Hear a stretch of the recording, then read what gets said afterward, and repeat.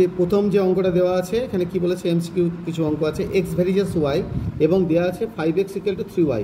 এখানে ভেদ ধ্রুবকের মান কত হবে? মুখে মুখে বলা যায়, কিন্তু আমরা বলি এখানে যে এক্স ভ্যারিজাস ওয়াই যদি হয় তাহলে তার অনুপাতটা সর্বদা ধ্রুবক হবে, অর্থাৎ এক্সকে ওয়াই দিয়ে ভাগ করো, তাহলে ধ্রুবক কত হচ্ছে? তাহলে এক্সের তলায় ওয়াই বসালে কত আসছে? 3-এর তলায় 5, অর্থাৎ উত্তরটা এটা হবে। আমি এটা করে দেখাচ্ছি তোমাদের, দেখো কী করে লিখবো। এরকমভাবে লিখবো যে আমাদের দেওয়া আছে এক্স ভ্যারিজাস ওয়াই, এটা দেওয়া আছে, মানে আমরা এটা জানি যে এটা ধ্রুবক হয়, অর্থাৎ এক্সের তলায় ওয়াই হলে ধ্রুবক হয়। এটা কিন্তু আমাদের শর্ত জানার জন্য, অঙ্কটা শেখার জন্য আমি বলে দিচ্ছি। এখানে কি আছে? 5x = 3y। তাহলে এখানে কি লিখতে পারি আমরা? এক্সের তলায় ওয়াই বসাও, তাহলে কত আসছে? 3-এর তলায় 5।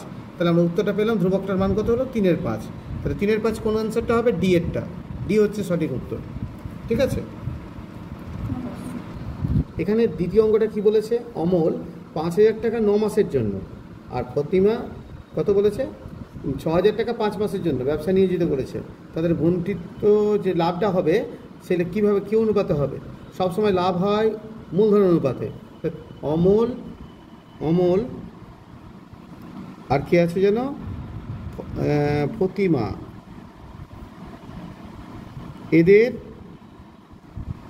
মূলধন অনুপাত কিভাবে করবে? ওই যে প্রথম জনের যে পরিমাণটা দেওয়া আছে 5,000 টাকা গুণিত 9 ইস্টুটা আমি তলায় করে ফেললাম, 6,000 টাকা কত? 5 মাসের জন্য। এবার এটা ক্যান্সেল আউট করো, এটা 1000 দিয়ে কাটলে এটা 6 হয়, এটা কত হয়? 5 হয়। এই 5টা আবার কেটে যাচ্ছে, আর এটা কত? 3 দিয়ে কাটছে, তাহলে 3 × 3 = 9, 2। তাহলে অনুপাতটা হচ্ছে 3:2। তাহলে এই উত্তরটা কোথায় আছে তুমি দেখে নাও, প্রথমেই আছে এ, অপশান এ। তাহলে এ হচ্ছে উত্তর, অর্থাৎ এ হচ্ছে তার উত্তর, অপশান এ। এরপরে 3 নম্বর অঙ্কটা বলছি, দেখো কি হবে। এখানে বলেছে অকেন্দ্রীয় বৃত্ত, যদি একটা বৃত্ত আঁকে এরকমভাবে, অকেন্দ্রীয় বৃত্ত, কেন্দ্রটা ও, বৃত্তের বহিস্থ পি বিন্দু কি বলেছে? পি বিন্দু থেকে অঙ্কিত স্পর্শক আঁকলা, এখানে এটার নাম দিলাম কিউ। এখানে বলে দিয়েছে ও কিউটা কত? ও কিউ বলে দিয়েছে তোমাদের 9 সেন্টিমিটার। তুমি এখানে সঙ্গে সঙ্গে লিখে নাও, ও কিউ হচ্ছে 9 সেন্টিমিটার। আর কি দেওয়া আছে? পিও বলতে এই পরিমাণটা, এটা দেওয়া আছে কত? এটা বলে দিয়েছে 15 সেন্টিমিটার। তোমাকে চেয়েছে কি? চেয়েছে তোমাকে পিকিউ এর দৈর্ঘ্য, পিও দেওয়া আছে, এটা পিও, হ্যাঁ, আর পিকিউটা চেয়েছে, এটা পিও দেওয়া আছে 9। তাহলে তুমি দেখো পিও বলতে এইটা 15 সেন্টিমিটার। তোমরা কি জানো স্পর্শক আর ব্যাসার্ধ পরস্পর লম্ব হয়? এটা উপপাদ্য আছে। তাহলে সেটা যদি হয় তাহলে এটা অতিভুজ, আর এটা লম্ব, এটা ভূমি। তাহলে আমাদেরকে যখন পিকিউ চেয়েছে, তাই পিকিউ স্কোয়ার সমান হচ্ছে ওপি square minus O Q square, অর্থাৎ এটা হচ্ছে 15 স্কোয়ার মাইনাস 9 স্কোয়ার। 15 স্কোয়ার হলে 225 হয়, আর এটা হচ্ছে 81। এটা বিয়োগ করো, দেখো 4, এটা কত আসছে? 4। তাহলে পিকিউ সমান হচ্ছে √144, অর্থাৎ 12। তার মানে 12 হচ্ছে। তাহলে এই যে আমাদের উত্তরটা হলো। তো দেখো তোমাদের এখানে অপশানগুলো এমন দিয়েছে না, দেখো অপশানগুলো এরকম নেই, কিন্তু কেন বলো তো? ক্যালকুলেশন করেনি, এই জায়গাটা রেখে দিয়েছে। তাহলে আমরা এখানে লিখে দিই, এটা তোমার করে রাখলাম, কিন্তু অ্যান্সারটা তুমি এখানে করে নিতে পারো। পিকিউ সমান কত হবে? দেখো পিকিউ সমান আমি এটা লিখতে পারি, এই যে √15 স্কোয়ার মাইনাস 9 স্কোয়ার, অর্থাৎ এটা কিন্তু অপশানে আছে আমাদের। কোন অপশানটা?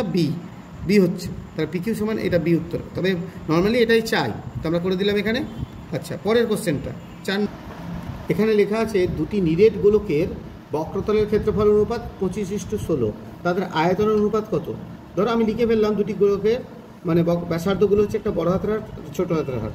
ওরা যেটা বলে দিয়েছে সেটা লিখে দিই। বক্রতলের ক্ষেত্রফলের সূত্র তো এটা 4πr², এদিকেও এটা 4πr²। সেটা অনুপাত কত আছে? 25:16, মানে এরকমটা। 4π কেটে গেল, কেটে দিলাম, তাহলে কি থাকছে? বড় হাতের আর বাই ছোটো হাতের আর, তাহলে এটা বর্গমূল করে দেবো, অর্থাৎ 25 উপরে নিচে 16, তাহলে কত আসছে? 5/4। এটা পেয়ে গেলাম। তোমাকে বলেছে আয়তন অনুপাত করতে গেলে 4/3πr³ লাগে, তাহলে এটাকে কিউব করে দাও। দুদিকেই কিউব করে দাও প্রথমে, এটাই হবে অনুপাত। 5-এর কিউব 4-এর কিউব। এবার দেখো তুমি 4/3π দুদিকেই লাগিয়ে দিলা, তো কোনো চেঞ্জ হলো না, 4/3π দুদিকে হয়ে গেল, মানে আয়তন অনুপাত পেয়ে গেলাম। কত পেলা? 125, এদিকে 64, অর্থাৎ অনুপাতটা হচ্ছে 125 1:64। অপশান কোনটা বলো তো দেখি? অপশান হচ্ছে তোমাদের ডি অপশান। এই যেখানে ডি অপশানটা হবে, ঠিক আছে? এখানে বি অপশান হলো, ঠিক আছে? এইবার সত্য মিথ্যেগুলো আমরা করব। 2, একটি ঘড়ির কাঁটা, এটা ঘড়ির মিনিটের কাঁটা প্রান্তবিন্দু 1 ঘন্টায় আবর্তন করে। একটা ঘড়ির মিনিটের কাঁটা যেটা থাকে সেটা তোমরা জানো, মানে একটা ঘন্টার কাঁটার থেকে একটু বড় যে কাঁটাটা 1 ঘন্টায় পুরো পাক আবর্তন করে, অর্থাৎ কেন্দ্রে ওরা 2π কোণ অর্থাৎ 360 ডিগ্রি কোণ উৎপন্ন করে। আর দিকটা কিন্তু ঘড়ির কাঁটার দিকে আছে, তাহলে কিন্তু সেন্সটা হচ্ছে -2π। মানটা যেটা দেওয়া আছে সেই সেন্সে এটা সত্য, সেই সেন্সে এটা সত্য। কিন্তু কীভাবে লেখা হয় যদি বলে, তাহলে অবশ্যই এটা -2π হতো রেডিয়ান। আচ্ছা, তারপরে দেখো 2 নম্বর কোশ্চেনটা কী লিখেছে। 2 নম্বর কোশ্চেনটা বলেছে এবিসি ত্রিভুজের বিসি বাহুর ওপর ডি এমন একটা বিন্দু নাও এবং এডি লম্ব হচ্ছে বিসি, তাহলে এটা কি হবে? এটা কি সদৃশ হবে? এবিডি সদৃশ সিএডি, এটা সত্য না মিথ্যা তাই বলেছে। দেখো এরকম টাইপের একটা উপপাদ্য তোমাদের খুব কাছাকাছি আছে, কিন্তু এইটা সত্য হবে না, মিথ্যা হবে। কেন মিথ্যা হবে দেখো বলে দিচ্ছি এখানে। দেখো এবিসি ত্রিভুজ যদি আমরা যে কোনো মাপের আঁকি, যে কোনো মাপে, ধরো এরকম একটা ছবি আঁকি, তাহলে সেক্ষেত্রে কিন্তু লম্ব যদি করি তাহলে প্রত্যেকে সদৃশ হবে না। ওটা সদৃশ হতো তখনই যদি এটা সমকোণী ত্রিভুজ হতো। অর্থাৎ যদি আমি যেখান থেকে লম্ব ফেলছি এই কোণটা যদি সদৃশ হতো, কারণ আমাদের একটা উপপাদ্য আছে সমকোণী ত্রিভুজের সমকৌণিক বিন্দু থেকে অতিভুজের ওপর লম্ব ফেললে যে দুটো ত্রিভুজ উৎপন্ন হয় তারা প্রত্যেকে মূল ত্রিভুজের সঙ্গে সদৃশ। সেক্ষেত্রে হতো, যেহেতু ওটা সদৃশ সমকোণী বলেনি, সুতরাং এটা মিথ্যা, অর্থাৎ তারপরেরটা হচ্ছে মিথ্যা, সত্য হবে না, ঠিক আছে? কেবলমাত্র একটা কারণের জন্য। এবার আমরা করব, দেখো কী লেখা আছে 3 নম্বরে কী লেখা আছে? এটি লম্ববৃত্তাকার শঙ্কুর ব্যাসার্ধ উচ্চতা তির্যক উচ্চতা সর্বদা এটি সমকোণী ত্রিভুজের বাহুত্রয়। লম্ববৃত্তাকার শঙ্কু যদি হয় তার ব্যাসার্ধ উচ্চতা এবং তির্যক উচ্চতা সর্বদা সমকোণী ত্রিভুজের সমকোণী ত্রিভুজের বাহুত্রয়। একদম ঠিক কথা। যদি লম্ববৃত্তাকার শঙ্কু হয় তাহলে সেক্ষেত্রে তাই হবে, এটা সত্য হবে, ঠিক আছে? কেমন করে হবে একটু তোমাদের দেখিয়ে দিই। যদি একটা শঙ্কু হয়, এটা লম্ববৃত্তাকার শঙ্কু, তাহলে এইটা হচ্ছে তোমার ভূমির ব্যাস, তার মানে এই পর্যন্ত অর্ধেকটা হচ্ছে ব্যাসার্ধ, আর এটা হচ্ছে উচ্চতা, এটা হাইট, এটা ব্যাসার্ধ, এটা হচ্ছে তির্যক উচ্চতা। এই ছবিটাকে তুমি যদি আরেকভাবে আঁকো তাহলে দেখো এটা উচ্চতা হলো, এটা ব্যাসার্ধ হলো, এটা অতিভুজ হলো, তাহলে এটাকে আমরা বলতে পারি না সমকোণী ত্রিভুজের 3টে বাহু। সুতরাং এটা একদম সত্য ঘটনা। এরপরে আমরা লাস্ট, শুভেন্দু আর নৌশাদ যথাক্রমে এত টাকা দিয়ে একটি ব্যবসা শুরু করলো। 1 বছর পরে ব্যবসায় তাদের লাভ 75 টাকা ক্ষতি হলো।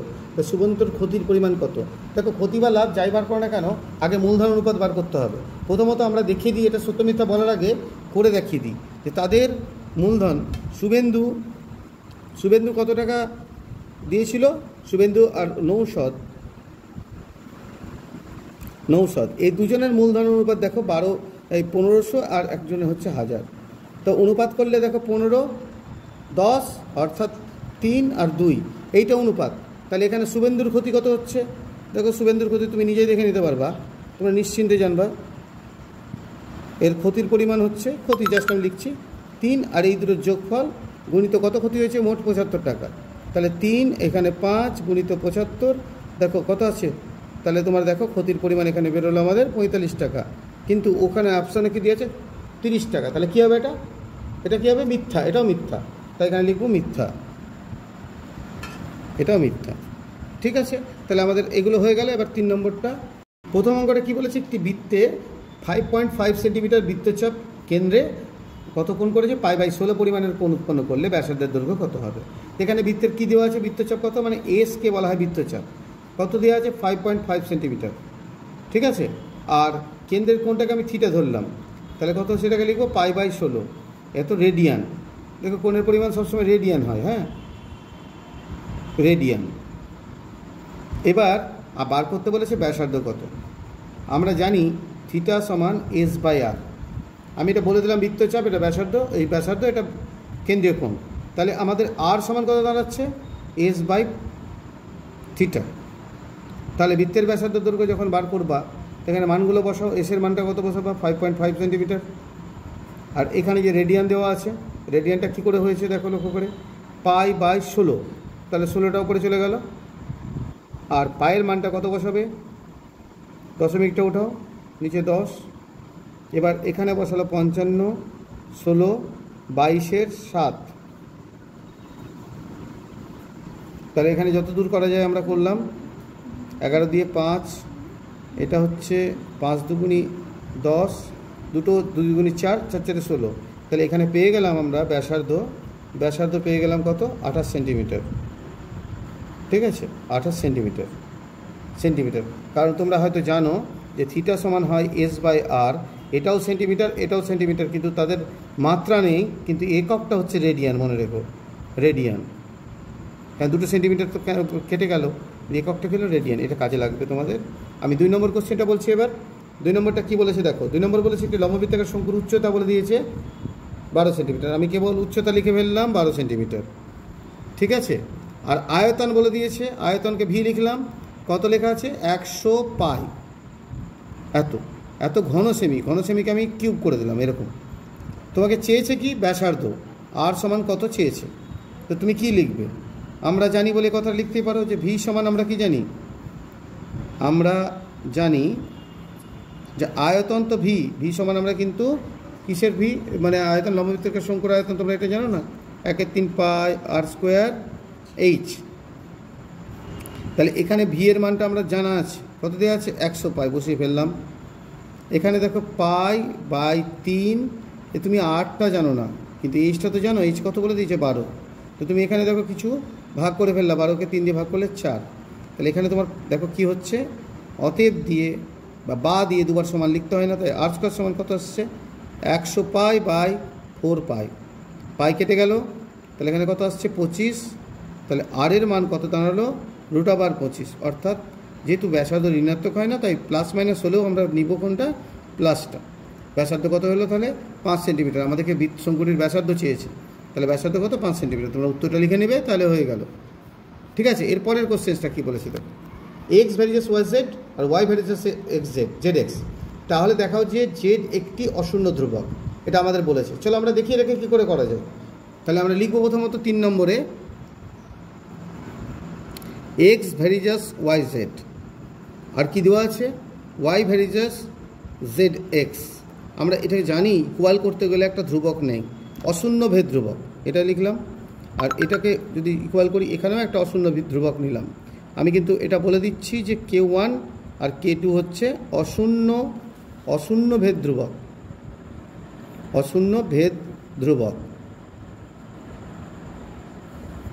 তাহলে এখান থেকে আমরা জেড সম্পর্কে বলেছে, জেডটা বার করতে। তো জেডটা কী করে বার করবে, তুমি দেখো জেড সমান যদি এখান থেকে নিয়ে আসো, মানে মোট কথা তোমাকে জেডের মানটা বার করতে বলেছে, যে জেড একটা অশূন্য ধ্রুবক, এটা তোমাকে দেখাতে বলেছে। জেডের মানটা তাহলে কত বেরোবে, সেইখানে আমি এখানে বসাবো। চলো এখানে দেখা যাক জেড সমান কত দাঁড়াচ্ছে। এই জেড সমান তুমি বসাতে পারো যে x/K1y, আর এখানে ওয়াইয়ের মানটা তুমি বসিয়ে ফেলো। ওয়াইয়ের মানটা কত বসাবা, এক্স, ওয়াইয়ের মানটা এখান থেকে বসাও। K1 তো আছেই, কত বসবে জেড আর এক্স, দেখো এক্স কেটে গেল।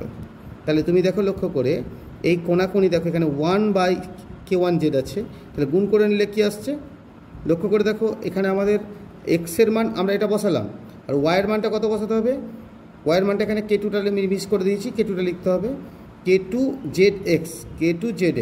তাহলে কি দাঁড়াচ্ছে, লক্ষ্য করে দেখো জেড সমান, তার মানে আবার পরিষ্কার করে এখানে লিখি, যেখানে এটা দাঁড়াচ্ছে K1 K2 আর একটা জেড, এই জেডটাকে আমি কোণাকুণি গুণ করে দিলে কী হবে, জেড স্কোয়ার হয়ে যাবে।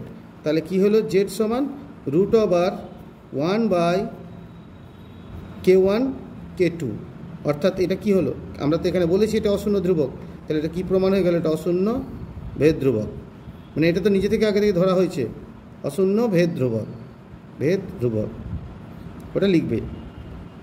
তাহলে আমাদের এই কোশ্চেনটার অ্যান্সারও হয়ে গেল, প্রমাণ হয়ে গেল। এবার আমরা আমার পরের যে জ্যামিতিটা বলেছে, দেখো এখানে বলে দিয়েছে যে যুক্তি দিয়ে প্রমাণ করো যে সমকোণী ত্রিভুজের অতিভুজের উপর অঙ্কিত বর্গক্ষেত্রের ক্ষেত্রফল অপর দুই বাহুর উপর অঙ্কিত বর্গক্ষেত্রের ক্ষেত্রফলের সমষ্টির সমান। অর্থাৎ এটা পিথাগোরাসের সূত্র, পিথাগোরাসের যে উপপাদ্যটা আছে সেটা আমি আমাদের উপপাদ্যটা দেখো, কোনো সমকোণী ত্রিভুজের অতিভুজের উপর অঙ্কিত বর্গক্ষেত্রের ক্ষেত্রফল অপর দুই বাহুর উপর অঙ্কিত বর্গক্ষেত্রের ক্ষেত্রফলের সমষ্টির সমান। উপপাদ্য 49 পিথাগোরাসের উপপাদ্য, খুব ইম্পর্টেন্ট, তাই আমি তোমাদের বুঝিয়ে দিচ্ছি। দেখো এই একটা ত্রিভুজ নিলাম, এটা একটা সমকোণী ত্রিভুজ বলেই দিয়েছে, সমকোণী ত্রিভুজ মানে এই কোণটা 90 ডিগ্রি করলাম, তার 90 ডিগ্রি যেটা হয় তার বিপরীত বাহুটাকে অতিভুজ বলা হয়। তাহলে আমাদের পরিচয়টা এখানে করিয়ে দিলাম, মনে করে নিলাম যে আমি একটা ত্রিভুজ এখানে করলাম, সেটা কোনটা মনে করি, এটাকে বিশেষ নির্বাচন বলে লেখা যায়। মনে করি ত্রিভুজ ABC এর কোন কোনটা সমকোণ, BAC কোনটা হচ্ছে 90 ডিগ্রি, অতিভুজের উপর অঙ্কিত। আর অতিভুজ কোনটা, অতিভুজ হচ্ছে, এবং অতিভুজ হচ্ছে এইটা। দেখো বুঝে করলে আমার মনে হয় তোমাদের ভালো হবে। অতিভুজ হচ্ছে BC। প্রমাণ করতে হবে কি, প্রমাণ করতে হবে যে কি প্রমাণ করতে হবে, যে অতিভুজের উপর এখানে যদি একটা বর্গক্ষেত্র আঁকতাম, তার ক্ষেত্রফল কি, বাহু স্কয়ার। তার মানে অতিভুজের উপর অঙ্কিত বর্গক্ষেত্রের ক্ষেত্রফলের সমষ্টি অপর দুই বাহুর উপর অঙ্কিত বর্গক্ষেত্রের ক্ষেত্রফলের সমষ্টি সমান। মানে অতিভুজের উপর বর্গক্ষেত্র করলে কত হবে, বাহু স্কয়ার। অপর দুটো বাহু কোনটা, একটা AB, তার উপরে যদি একটা বর্গক্ষেত্র, এখানে একটা বর্গক্ষেত্র বানালাম ধরো, তাহলে ক্ষেত্রফল কত হবে, বাহু স্কয়ার। এখানেও সেই বর্গক্ষেত্র বানালাম, তার ক্ষেত্রফল কত, বাহু স্কয়ার। তার মানে এই দুটোর যোগফলের সঙ্গে সমান, এটা প্রমাণ করতে হবে। এটা আমাদের প্রামাণ্য বিষয়, ঠিক আছে। করব কি করে, আমরা ঠিক আগের উপপাদ্য অনুযায়ী এটা করতে হবে। তোমাদের দেখো একটু আগে একটা সত্য মিথ্যা ছিল, এরকম টাইপেরই একটা অঙ্ক ছিল। তো এখান থেকে আমি লম্ব ফেললাম, যদি আমি এখান থেকে লম্ব ফেলি, সমকোণী ত্রিভুজের সমকোণিক বিন্দু থেকে অতিভুজের উপর যদি লম্ব ফেলা হয়, তাহলে যে দুটো ত্রিভুজ উৎপন্ন হলো তারা প্রত্যেকে মূল ত্রিভুজের সঙ্গে সদৃশ। অর্থাৎ এখানে যেটা আঁকলাম সেটা বলবো এরকম, এ বিন্দু থেকে BC বাহুর ওপর AD লম্ব অঙ্কন করলাম,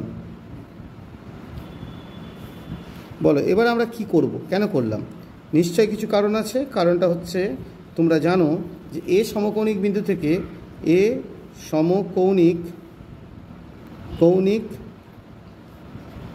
বিন্দু থেকে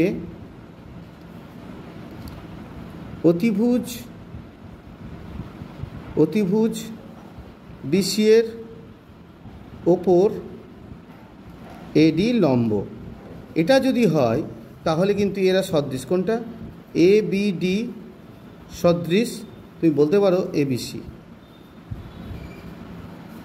আবার বলতে পারো ACD সদৃশ, কোনটা, ABC, আবার বলতে পারো ABD সদৃশ ABC। আমাদের কোনটা লাগবে আমরা কি করে জানবো, এবার এই দুটোর মধ্যে আমরা দেখে নেব যে কোন দুটো বাহু আমাদের লাগতে পারে। কি করে করব, দেখো যে কোনো দুটো সদৃশ যদি আমরা এটাকেই নিয়ে যাই, তাহলে এর অতিভুজ কোনটা আর এর কোনটা অতিভুজ সেটা আমরা নিব। দেখো আমরা প্রথমে যে কোনো একটাকে নিই, ছোটোটাকে নিলাম। এখন আমরা কোনটাকে নেব, এটাকে নিই। ABD সদৃশ যদি আমরা ABC করি, তাহলে ABD মানে ছোটো ত্রিভুজটা, এই ত্রিভুজের দিকে তাকাও, ত্রিভুজের দিকে, এই যে ABD ছোটো ত্রিভুজ, এই ত্রিভুজের এইটা 90 ডিগ্রি, তাহলে এর এই 90 ডিগ্রির বিপরীত বাহু কোনটা, AB। তাহলে আমরা এর যখন AB নিব, ঠিক আছে, ABটা লিখলাম, তাহলে ABDর AB লিখলাম, তাহলে এটা তো হচ্ছে এর অতিভুজ, এর অতিভুজ কোনটা, বড় ত্রিভুজের অতিভুজ BC, তাহলে এখানে লিখবো BC হলো। আবার ছোটো ত্রিভুজের আর একটা বাহু লিখবো, যেটা খুশি তুমি লিখতে পারো, তোমার ধরো ইচ্ছা হলো CD লিখবো।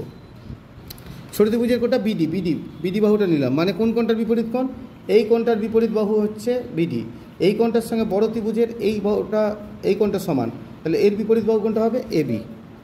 তাহলে এখান থেকে আমরা কি পেলাম, কনক্লুশন, AB স্কোয়ার সমান হচ্ছে BC ইন্টু BD। এটা কোন ত্রিভুজ দুটো, ABDর সঙ্গে ABC করলাম। দেখো আর একটা আছে, এটা করো, ACDর সঙ্গে কে সদৃশ, ABC। এটা যদি হয় তাহলে এখানেও তাই করবো। দেখো তুমি ACD দিয়ে চলে আসো, এটা তো 90 ডিগ্রি, তার বিপরীত বাহু কোনটা, AC, এটা হচ্ছে অতিভুজ, তাহলে এটাকে আগে নিই, লিখলাম AC। তাহলে তুমি যদি এটা অতিভুজ হয়, বড় ত্রিভুজটার অতিভুজ কোনটা, বড় ত্রিভুজটার এই অতিভুজ কোনটা, BC, তা BC লিখবো। আবার দেখো ছোটো ত্রিভুজের কোনটা নিব, আমি এই বাহুটা নিলাম CD বাহুটা মানে এই কোণটার বিপরীত বাহু, ভালো করে ভেবে দেখবো, এই কোণটার বিপরীত বাহু হচ্ছে CD লিখলাম।